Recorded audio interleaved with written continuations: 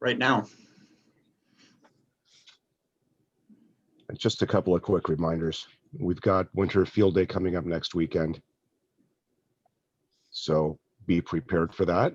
Southern California is probably the favorite or more favored spot in the nation, considering where everybody else even would have the opportunity to go in their backyard and see that white stuff called snow and that hard stuff called ice.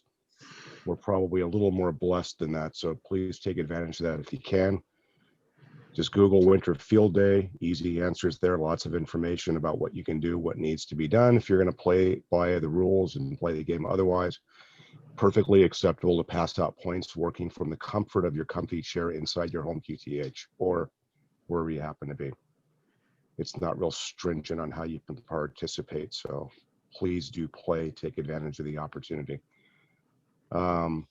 As mentioned on the Thursday call and the Thursday evening nets, we have a couple of more days to get logs into the ARRL. If you participated last weekend in the January VHF event, please do get the logs in for that. And obviously we want to talk about and share when we get to our next meeting what the hot wash of that looked like, how folks did, things that they learned, equipment and tips that they might be able to pass on to others, and most importantly, we want to find out whether or not you were able as participants and members to contact your EC or alternate EC in case your ECs weren't available.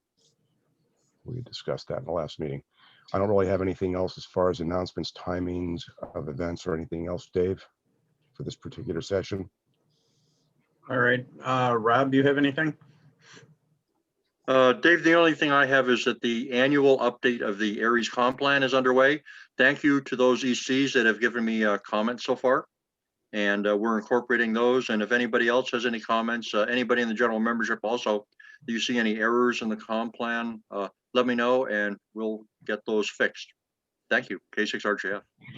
All right, Rob. All right, this week we have Kate Hutton, who is the traffic manager for LA area and the LA section, and give us a little presentation on the national traffic system, on how it works and what it does. Kate, the floor is all yours. Thank you. Let's see, what do I have to do? The bottom of your screen, there's a little green button that says share screen. Share screen. Okay, there we go. To see that one, yes, share. All right, you are up.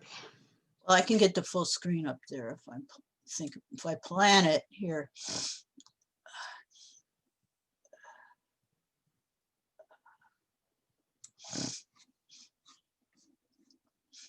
Slideshow, yes, there. Set up full screen, beginning. There we go. Okay. I was one of these people that I was sort of on the fringes of ham radio for a very long time, like since college or earlier. But I never decided to get my license for one reason or another. And the main reason was that I thought CW was going to be too hard. But if I finally got pulled into it through the first California shakeout earthquake exercise in 2000 something, 2008, I think. I was a seismologist working at Caltech, and I was right in the middle of the earthquake exercise, and we were all on camera. We had all the TV stations there. And my part in it, they didn't tell me what it was beforehand, but we had like sound effects and stuff. We had a bass amplifier for the earthquake. And after that stopped, somebody, one of the official organizers handed me a note that says, you have some information about the earthquake to disseminate, but there is no phones and no internet. What are you going to do? Literally 30 seconds after that, two students walked in and with their HTs in their hands, and they said, we are representing the Caltech Amateur Radio Club, and we can talk to any EOC in Southern California. What do you want to say? So like, okay, that's the trigger. Right after that, I got my license. As soon as I could read the manual. And then I discovered CW was fun. It wasn't hard. So even though it wasn't required, that is now my main mode of operation. You'll see in this presentation, however, that we do many different modes for traffic. And I should start out by saying that you guys have a traffic contact. He doesn't want to be officially recognized. His name is Marvin, and is KD6YJB, Kilo Delta 6, Yankee Juliet Bravo. If you have radiograms or you want to get involved in his net, San Diego traffic net, that's the person you want to contact. Or you can contact me, that's fine. Okay.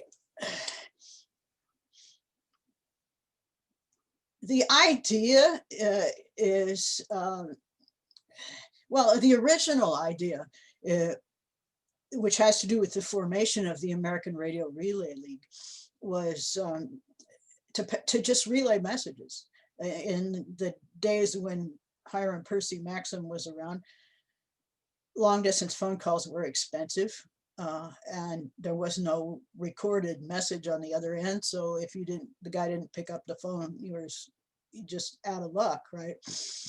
And he was trying to buy a tube from somebody between Connecticut and New York City, and he couldn't get the guy on the phone or whatever. So he couldn't get him on the radio. So he convinced another operator that he knew and that he could talk to relay the message. And after that, he got the idea, well, maybe we should just like form an organization that relays messages. That's their main purpose in life. And that became the American Radio Relay League.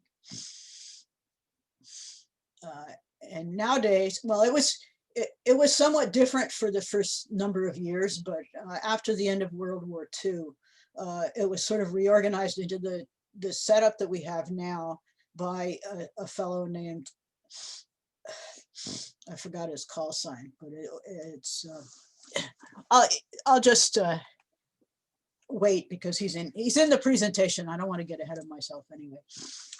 Nowadays we use a diversified system of passing messages, which means if the ionosphere is not working in one department, then it will hopefully be in another department.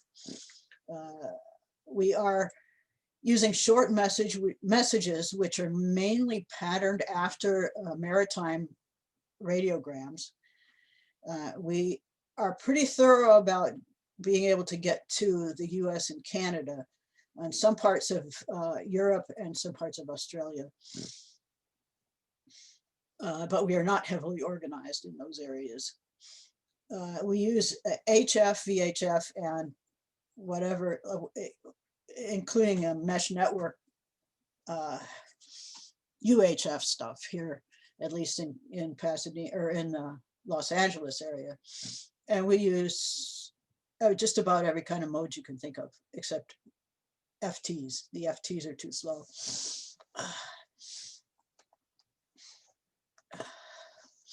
We use a standard message format, which allows traffic to be passed. The other person, the receiving station, knows what to expect in what order. So there are fewer questions. We use very well-defined procedures, standardized training, and that sets us up for being able to have interchangeable personnel. For example, on some of the nets, we will have a net control. We'll have a representative from the other surrounding nets. We may have a representative to the 6th region net, and so forth. And it could be a different person every night, doesn't matter. You show up for the net and that person knows what they're doing in that particular slot.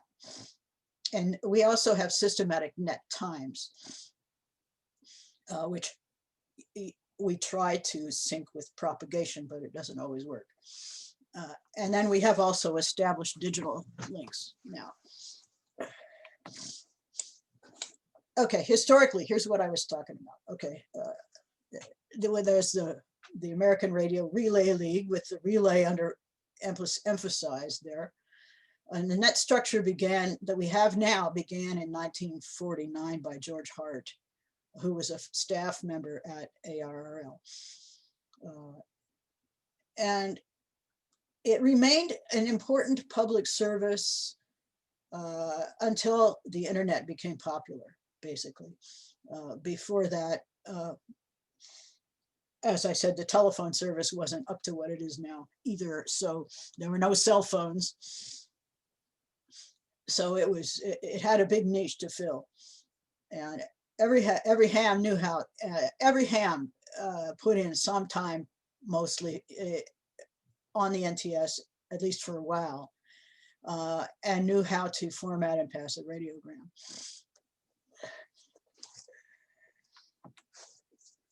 More recently, we've put in various digital implementations. The most common is Pactor and Winlink nowadays.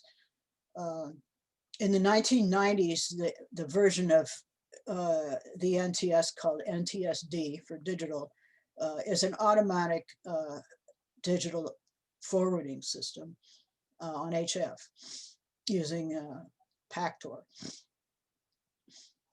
And then when Winlink 2000 became very popular, we have radiogram formats for that. And we can pass that stuff either on Pactor or Winmore or a VHF packet. And I don't know much about the mesh network, so I'm not going to talk about it. But that's it's used extensively by ARES in Los Angeles section to back up the medical alert system, or not the the MAC medical. I don't know what. Yeah, I can't remember what the MAC stands for, but it's the place where all of the supplies for the various hospitals in a disaster, or even not in a disaster, are organized. Medical Alert Center, I think it's called. Okay, so why do we keep NTS alive here? Well, first of all, there are people who like to do it. That's the second from the bottom. But the next one is could be useful in a disaster, and that sounds a little bit vague. Okay, but after Hurricane Maria hit Puerto Rico a few years ago, there were two hams in Puerto Rico who sent probably 2,000 welfare, like I'm okay messages to relatives in the U.S. or in the mainland U.S. And they weren't NTS operators. They didn't know the system, but they somehow connected with NTS operators on our side who were able to handle it and distribute the traffic around to various people to deliver. Okay. And it's fun trying to deliver a message to somebody whose English isn't even very good, but they got the message quickly. They got somebody on the phone who speaks English, and they say, you find out their relatives were okay. They were very happy. And it's actually great training for any MCOM operators who use a voice system, because it cuts out a lot of extraneous conversation. If you listen to a traffic net, it's just bam, bam, bam, bam, bam. And the idea is to get as much passed in a shortest amount of time as possible with accuracy. Okay. It also gives people an opportunity to experience what directed nets are like and to gain experience with hardware, software, and propagation. It's also very serious code practice if you want to go that route. It's fun, and you get bonus points on field day. And I think this is the final. This message, or this photo, I talked the ARRL out of this because it was in the QST. It was from Katrina. Okay, and at one of the shelters they were sending radiograms. I'm okay radiograms, which we call health and welfare messages. Okay, we may be the only amateur radio service that I know of that practices every day for disasters. Not this doesn't mean that every person practices every day, but we have the opportunity to practice every day. And we also have fun doing it. Okay, so our routine traffic, what is the composition of our routine traffic? By far, most of it is welcome to amateur radio. So the VEs that are in the audience, the people that passed your test, if they have a phone number that's available on the internet, you know, on a lookup service, they'll get a radiogram that says, welcome to amateur radio, etc. And any ham radio organization that gets new members, like your club, for example, or CW operators, or fists, you know, any of those kind of clubs that get new members, they can send radiograms welcome to. Okay. We've also been known to play games like trivia games, where I think the most popular chess was considered to be way too slow. I know people who've sent haiku to their friends, and yes, we can send quaint retro greetings to our relatives and friends, which is a lot of fun sometimes. This is what? You're sending me a telegram? Okay, so suppose someone calls you on the phone and gives you this message, and the message is, welcome to the Fists Club. We are glad to have you with us and hope you will enjoy the fun and fellowship of the organization. Best wishes. Okay, that's all of it. Now that is, with the exception of the insert Fists Club, a standard radiogram format. So it's actually very short when it's sent on the air.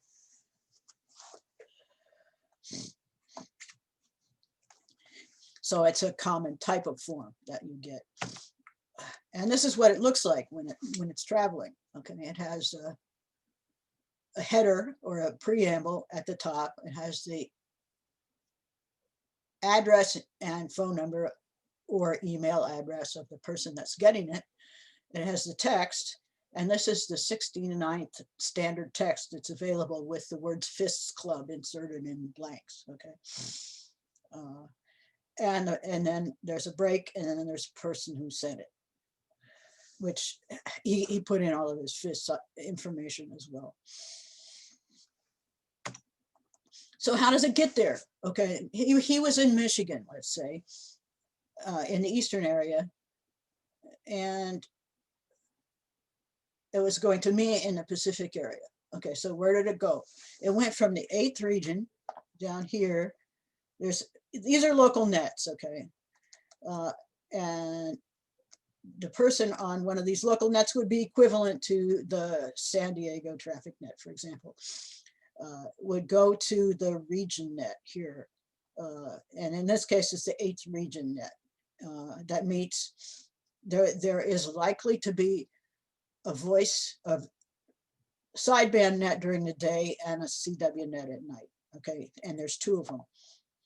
One before the cycle and one at the end of the cycle. I'll get to that in a minute. So the 8th region net hands it to an operator who is representing the Eastern area net. So that guy signs off from that 8th region net and changes frequency and shows up on the Eastern area net, which is 45 minutes later. Okay. And he sends the traffic to a transcontinental operator who will take it, who will meet up with the Pacific area net operator on a schedule, send it to the Pacific area, who will be there representing the Pacific net area net on the 6th region net, and the 6th region net operator will take it to the Los Angeles net or one of these other ones. Or if it happens to be me, then I'll just pick the traffic up right there on the 6th region net. So this organized set of nets that go on every day. It's sort of like a machine that grinds, you know, and at certain times every day it happens. And we have 3 areas. We have Eastern area, Central area, and Pacific area.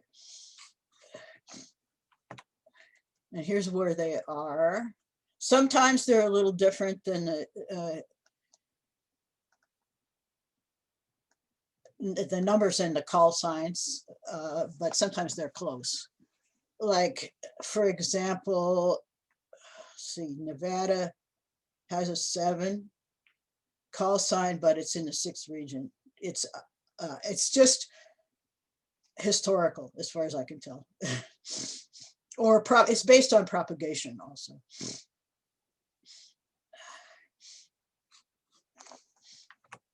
Oops, wrong way. Okay, so section net meets at 7 p.m. This would be the evening net, the CW net. Section net meets. Section net may or may not be a CW net. It might be a voice, a VHF net. It might be on a repeater even. It will have a representative to the region net, and the region net will have a representative to the area net, and so forth. And then there's another region net afterwards to pick up the incoming traffic, and maybe if it's not too late at night, a section net. Okay.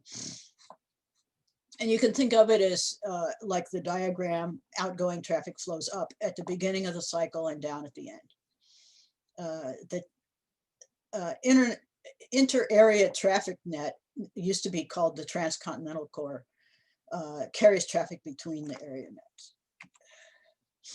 And in George Hart's day, there was 4 cycles during the day: morning, early afternoon, late afternoon, and evening. There are sadly only fraction of this available now because people are not joining up with NTS as quick, as much as they used to. We usually have cycle 4. Well, we have cycle 4 every day. Cycle 2 and 3, maybe not, but they could be activated if it's necessary. Section and local nets are generally considered to be training nets, so they would operate, well, on CW they would operate more slowly, and in any mode they would be more willing to instruct operators on the air right there in the net. A lot of times a new operator will work one-on-one at a separate time with an experienced operator, pass their traffic to that person, and then still show up on the net to listen to what happens to it. And any interested ham is more than welcome to encourage somewhere. There's a place for you on the net if you have the time. SCNCW usually operates about 15 words per minute, unless everyone who shows up is faster, and then they might speed up. Region 6 and Western Area Net are really not open to casual visitors, but the eavesdropping can be very good code practice.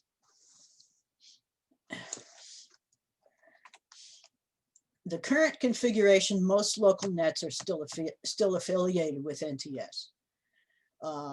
But there was sort of a split that happened a few years ago.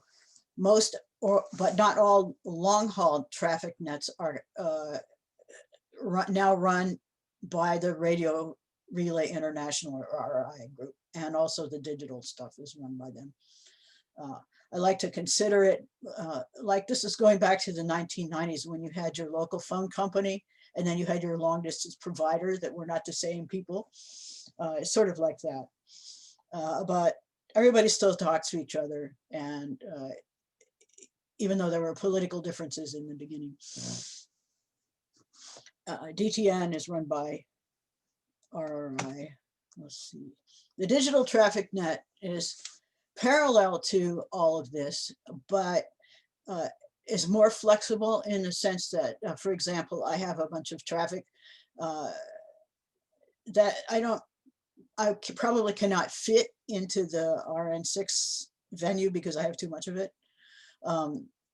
I can use Pactor to check into the Region 6 digital hub station past my traffic, and it automatically goes out on the next transfer to where it's going. Okay, even the operator of the station doesn't have to worry about it. It's completely automatic forwarding. Sometimes that's slow, but that depends mainly on propagation. It's not based on any technical issues. Currently, that carries probably half to 2/3 of the long haul traffic load.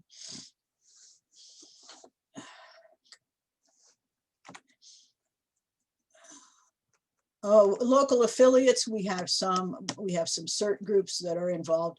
REACT is sort of a modernized ham radio CB type thing for helping people in disasters. Any group that you might have here, your ARES group, local. Let's see. Okay, Winlink 2000 is it's email, okay, basically, over the internet, or it's not. It can be over the internet, but it can also be over radio, including radio only options in case of a disaster.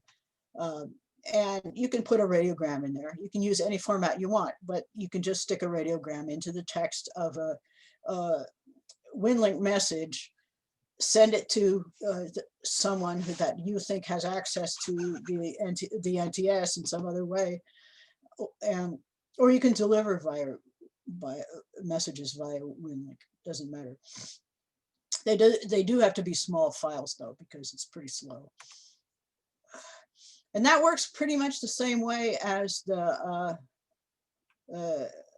other parts of NTS, except that there's an internet stuck in there sometimes. Okay, and that's how the radio only works, where the RMS or the remote message server all talk to each other on a schedule on HF, so they can pass traffic that way. So if you're putting out a radiogram, say from the Los Angeles net here, I would give it to the RN6 rep for my area. And that person then would, depending on the traffic load situation, either send it to the manual nets, to the NTSD, which would be DTN, or a Winlink gateway to the DTN, or to Winlink 2000.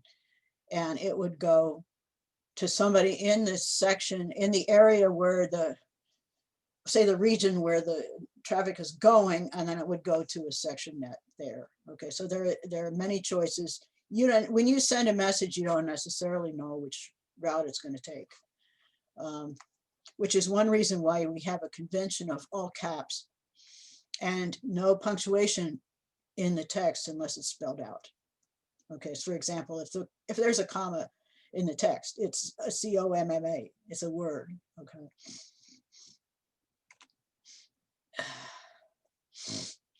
I think this is pretty obvious. You use what you have. Okay. Types of skills that we need the region and area nets need operators with experience. DTN and Winlink need operators who can run an automated station on HF and or PACTOR.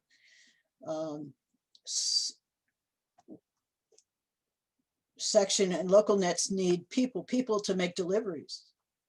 If you're the end of the line and you're the closest person to the recipient of that radiogram, say it's a New Ham, you got to call them on a phone and either leave a message that says I am blah blah blah blah blah before they hang up, and I have a radiogram for you related to amateur radio. Okay, please call me back, right? And they may not, but you've exposed them a little bit there.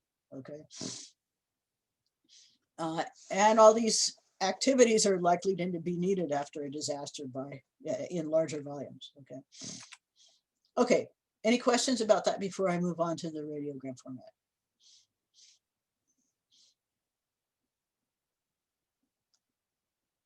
Oh, Okay, good. Okay. A radiogram has 4 parts. Okay, it has a preamble, which is record keeping information and destination and reply information. The addressee section, which is everything I need to know to contact the person getting it. And then the text, which can be 25 words or less. This is pretty much where the 25 words or less comes from. Although I think they stole that from the telegraph, because I've been told that with the old telegraph, if it was 25 words or less, it was a set price. And if you had more words than that, you got charged by the word. Anyway, and then there's a signature section, which ARRL somehow did not put a space for, but it's the person sending the message, who might not be a ham. It could be someone who knows a ham, whose name would appear up here in the station of origin, because they would be the originating station for the message. But the person down here could be anybody, doesn't matter. What goes up here would be a sequence number, a precedence. 99 point whatever percent of radiograms is routine. Welfare, that would be something like the ones that came from Puerto Rico after the hurricane. Priority would be something that needs to be delivered right away.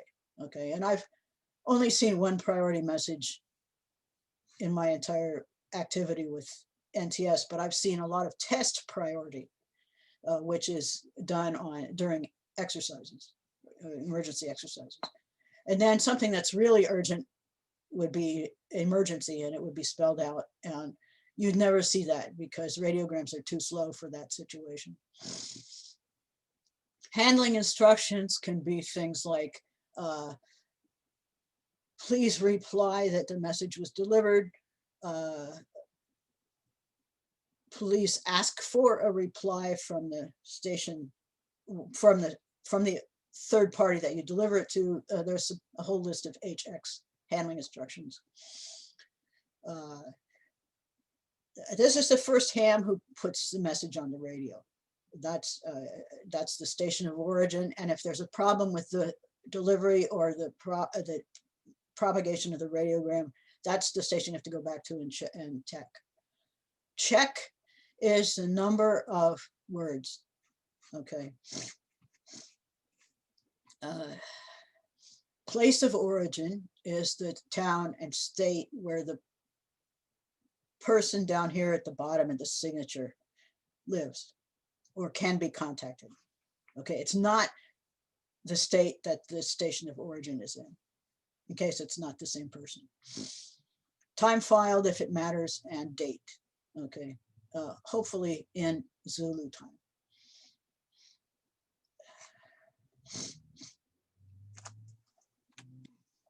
Here's an example. Here's a radiogram number 4898, routine, Hotel X-ray Echo, which means ask for a reply, sent by me. There were 18 words in the text, and because I signed it also, it's my town, Pasadena, California, and the date was September 30. Okay, and it's going to this guy who happens to be a DTN region hub, area hub station, which means I don't actually have to put in the phone number because it's going to pass to him anyway. And then I can put in a text and just a monthly trivia traffic question. Who is Bobak Ferdosi and what is unusual about his hair? Query, that's a question mark, 7-3. Okay, break, K6HTN. Okay, so now I would be somehow expecting Chuck to come back with a reply on who Bobak Ferdosi is. Okay. Text is usually limited to 25 words or less. Sometimes it gets up to 30, especially if it's a net report. No conventional punctuation. We use a sentence separator as an X. It's not a period. It's a separator between the sentences. In other words, you don't have to have one at the end. Question mark, query, dash, or hyphen spelled out. And each counts as a word in the check, okay? Words can be words, initials like ARRL, for example, or figures or mixed groups.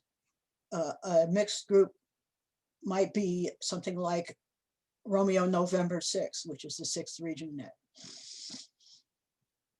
It's usually written in lines of 5 groups in order to be easy to count. The signature is important, even though there's no space for it on some radiograms. This is the person on whose behalf the radiogram is being originated and sent. Okay, so if there is a problem, a reply requested, or if there is a reply requested or an unsolicited reply, it should go to that person.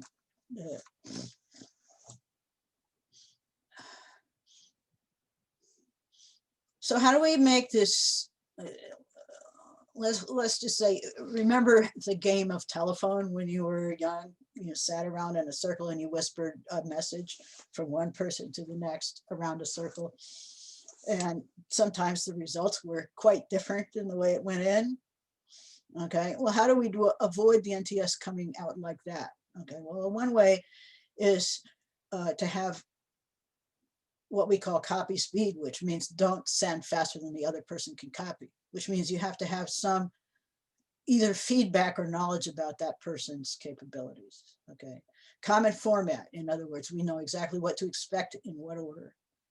Procedural words, like if I'm going to spell somebody's last name, I would say I spell first, and then I would say I would spell it. Okay, so that it's clear that it's one word. Okay, or we can say if something is an unusual name, I could say I say again instead of you know, whatever other things you might say like repeat or so forth, but it's always I say again. Introducers like figures. In other words, this next thing is a group of numbers. So we say figures 1, 2, 3, 4, 5. Okay. Or we would say amateur call, meaning the next thing is a call sign. A mixed group, I gave an example of a mixed group already, Romeo November 6. Or we can ask for fills. In other words, I missed something. You read the whole text and somebody misses something in there. You can say again between the last word that you understood to the first word that you got after the blank that you missed. Okay, and then they will say repeat the fills, and then Roger has too many meanings. Okay, but on it in a radio voice net, you Roger a message. Okay, it's a specific thing. And then we have, I mentioned these ARRL numbered radiograms. There's a lot of them. But you can make a fairly long radiogram shorter by using those. And they're listed in many places on the internet you can find. Here's a few examples. ARRL 46, that's your birthday message, okay?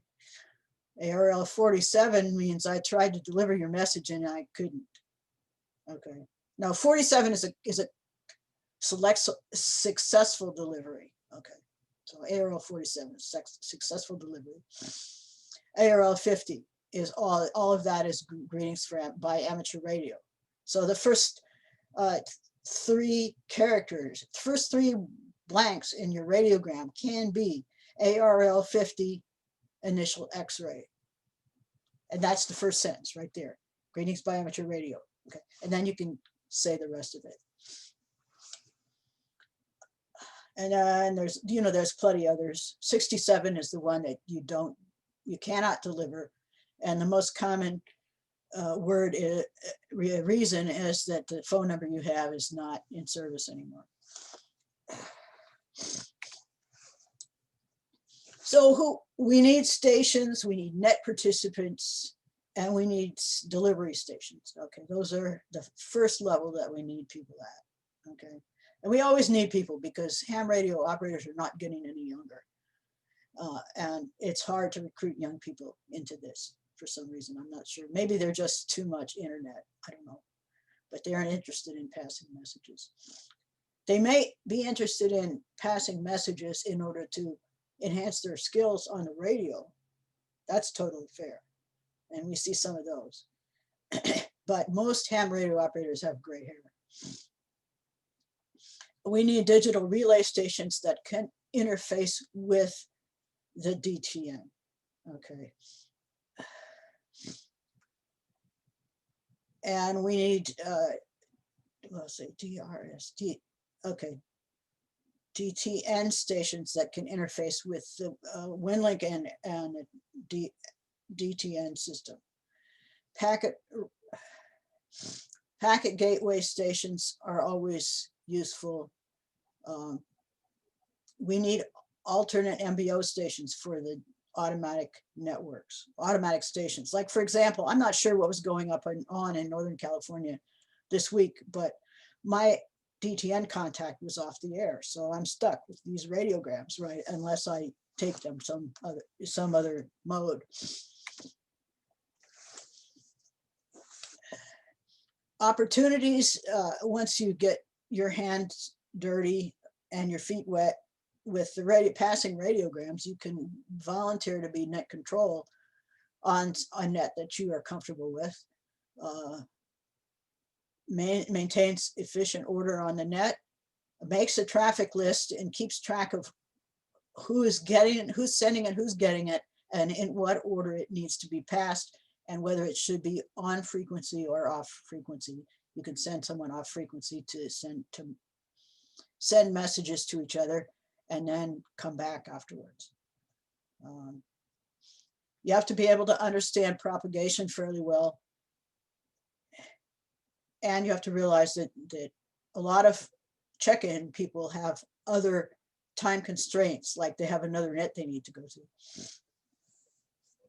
And then at the end of the net, you get to answer questions from general people who check in on a repeater, say, for example. Some of the repeater members may check in at the end and have comments about the NTS, mostly good. And then we need liaison stations to take traffic to another net or receive traffic from another net. Every net has to have a net manager to keep track, to make decisions about the schedule and the frequencies, assign net control operators for different times, for different days, sub or arrange for a sub if that's needed. Keep up the net statistics. ARRL likes to hear the statistics for the nets. So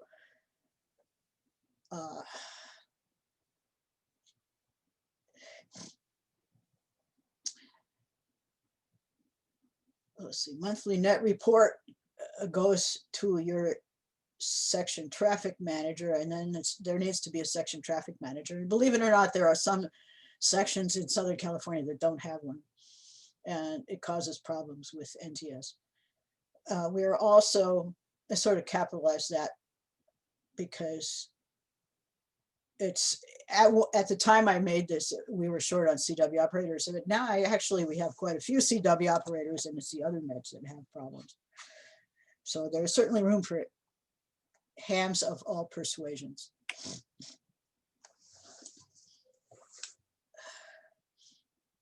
You probably can't read that.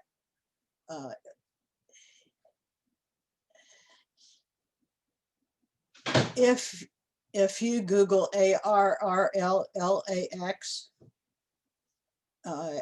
you'll find this www.arrlax.org, and there is, if you space down to online training materials, you will find traffic school, TFC for traffic. There are a lot of abbreviations that are very historical with the NTS. And it's a little old, but it's a 3-hour class basically on learning radiogram formatting and voice procedures. And then just listen to the nets, and you don't even have to check in, just follow what's going on. And I think that was the end. To get involved, yes. Okay, I'm going to put this back there and relinquish my screen and take questions. All right, any questions for Kate? Also, I could take feedback on the presentation because I haven't messed with it for quite a while. And I thought it was very good, very informative. I used to do it when I was back in Ohio. I participated in the section net back there on a regular basis, but have not been since I've been out here. We do have a couple of hands up. Munir?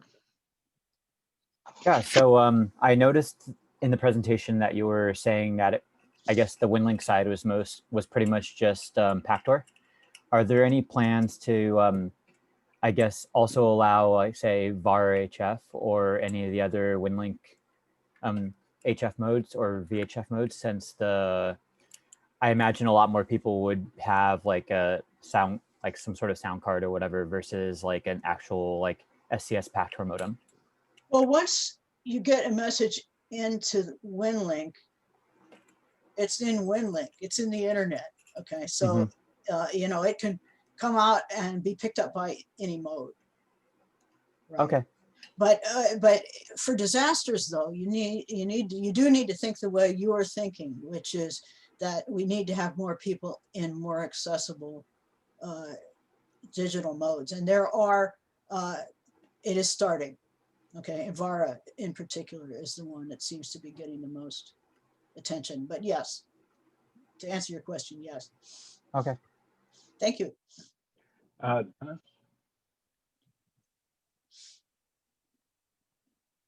N1TEM? Oh, thank you, Dave. I hope you can hear me. Yes.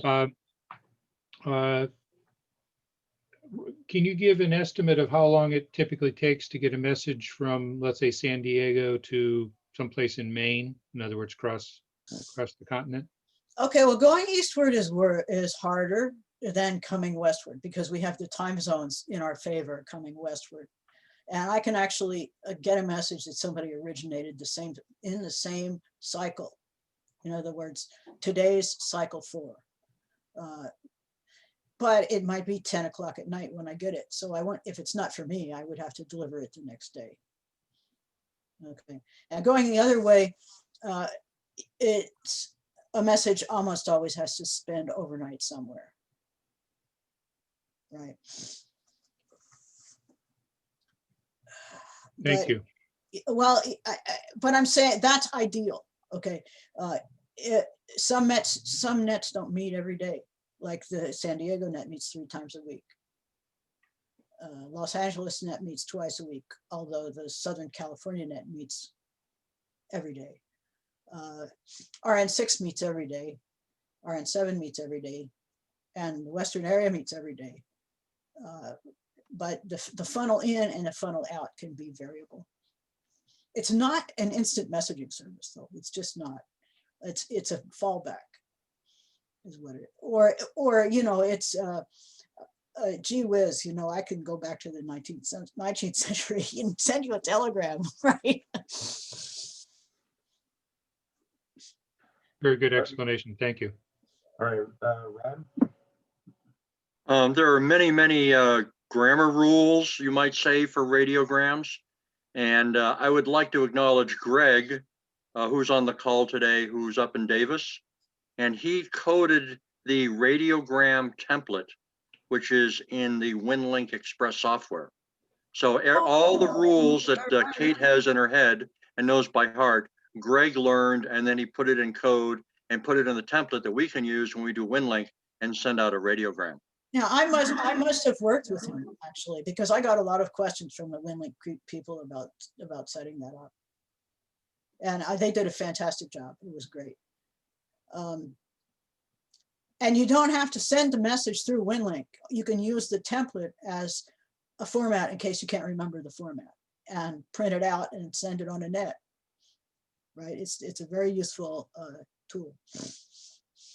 Thank you. And Curtis? Okay, there we go.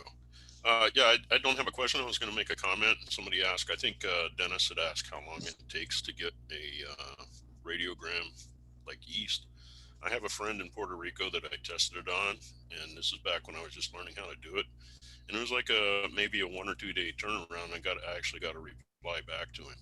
And I can't really remember who I used, or somebody back east. That was when we first started this. They said send everything to him because he's the only one that's not busy, and I don't remember his name. But anyway, I just wanted to put that out. It doesn't take long. It's not like sending an email though. It does take a little bit of time. It's more like a telegram than anything. You know, and of course the speed that it was delivered depended on the price you paid for it in those days. But I saw some comment on it on Facebook the other day, written by somebody who had been a shipboard operator, and he was talking about having a message that was check 800, which means that there's 800 words in the message. And somebody else chimed in and said, yeah, you know, that's probably the list of supplies that the ship needs, or, you know, something like that. But that's the grandfather of the NTS, is the maritime CWNet.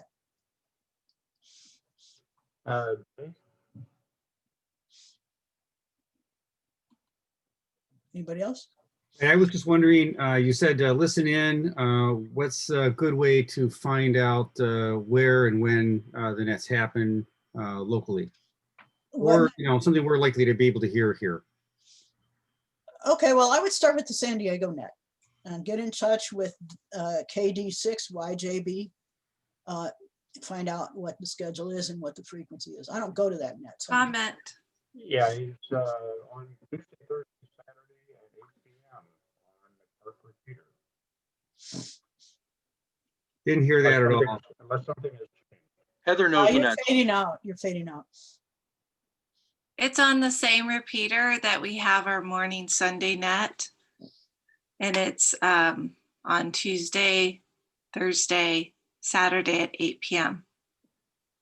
So I can look up Park the 73 machine. Yeah.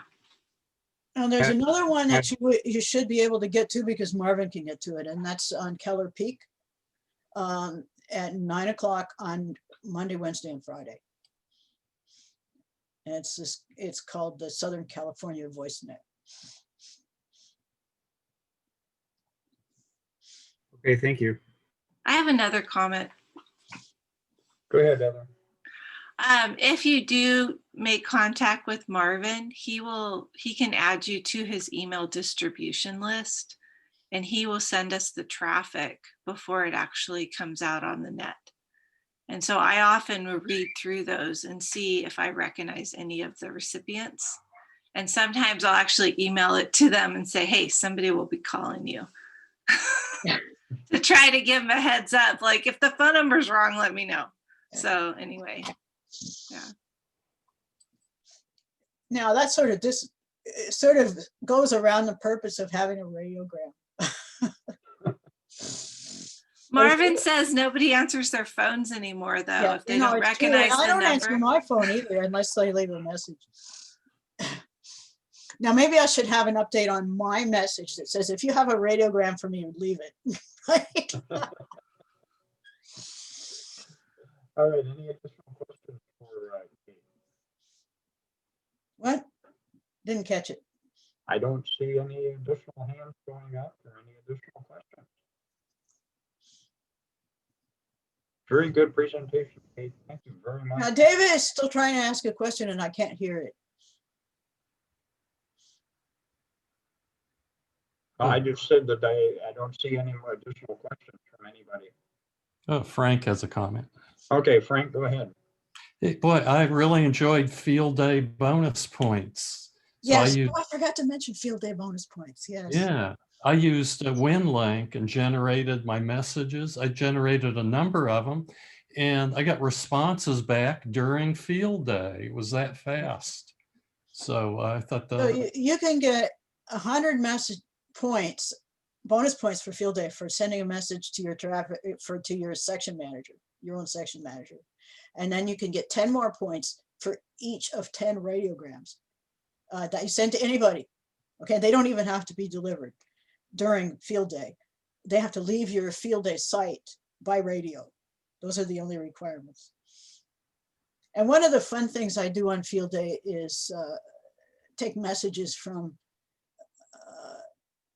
people like Chip Margelli and his club, and HF is busy. So, you know, we use 2 meter CW and it is, nobody's there. It's just an empty part of the band. It's cool. And then I take them to RN6 on Saturday night and Sunday. Very good, very good. Any additional Quick question, Kate, how many messages do you handle on a typical field day?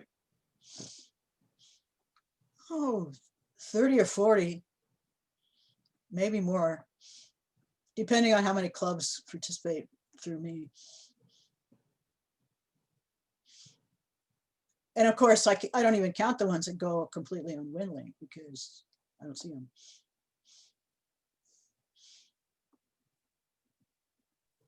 Like your outfit, John.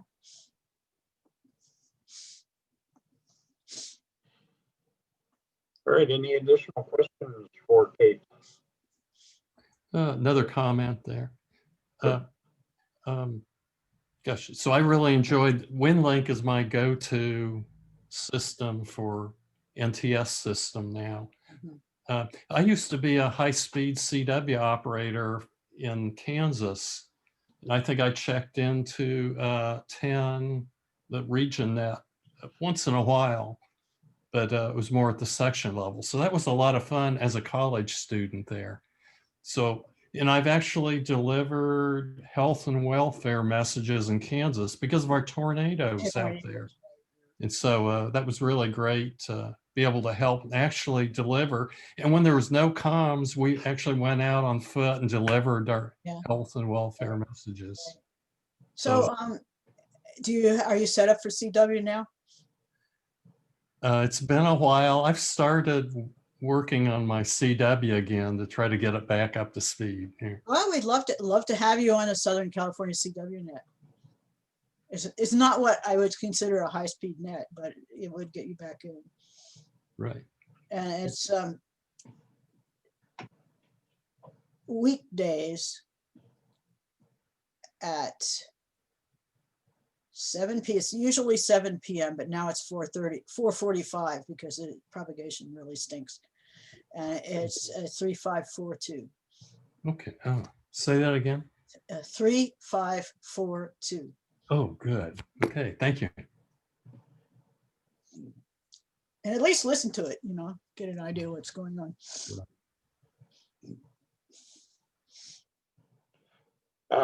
And that's a problem, you know, like we have some nets that don't meet on weekends because the participants just don't show up. I have a question. You know, we're not as tight as the old NTS was. I had a question in chat. What CW speed is about average? Dave, your audio is kind of light and garbled. Yep, you're dropping out, Dave. I'm sorry. What CW speed is about average? No, I can't hear it. What CW speed is about average? For SCN CW, it would be between 15 and 20. And what we normally do is we start out and we ask for the slow operators to come in. So then we know what the slowest operator's speed would be. But when we actually transfer messages between experienced members, it's probably about 20.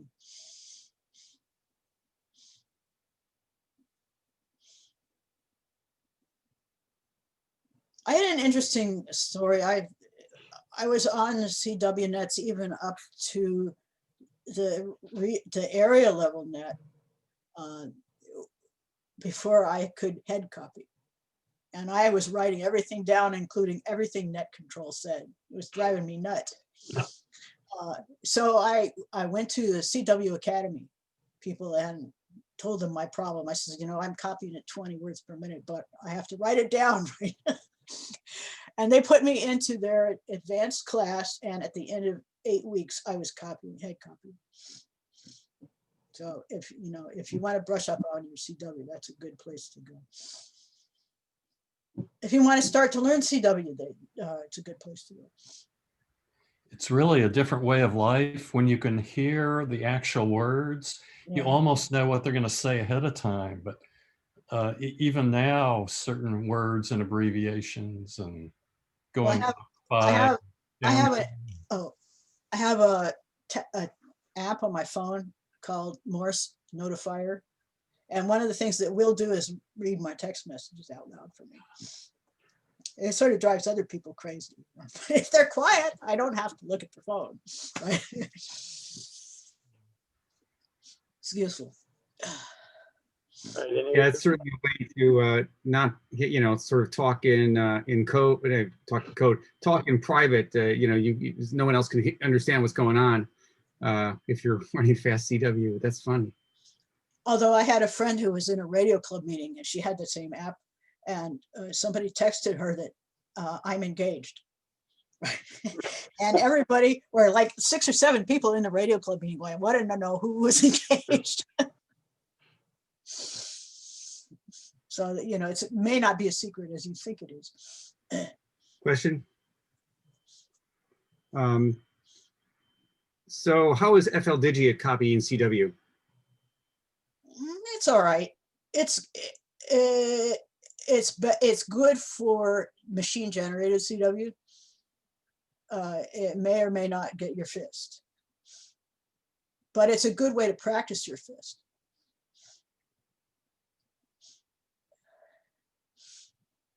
I guess the only way to do it is tune in and play it. To join what? Tune into with FLDG and play it and see how it copies it on a weekday. Yeah. Well, I know Dave, a lot you're of still people cutting in and out. A lot of people practice with FLDigi to even up their sending. Well, that's what I was thinking. My code is so rusty, it's pointless. But if I ran up FLDigi and listen to that SoCal net, that would be one way to listen in. Yeah. Okay. Well, right now, and probably will be until we go on to daylight savings times, 4:45 on Monday, Wednesday, and Friday. No, it's every weekday. That one is every weekday. The voice net is Monday, Wednesday, and Friday.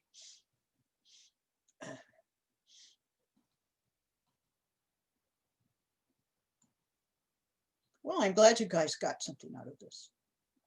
Let's see. It's always nice to. I don't get too many requests anymore for the slideshow. All right, I don't see any more questions. Any additional questions, comments for Kate? Well, thank you very much, Kate. A very useful presentation, and we will get this posted here shortly. And thanks everybody for being here. And thank you very Kate. much for the invitation. Thanks, Kate. Very helpful and informative. Thank you. Thank you. Thank you all. It was good. See you later.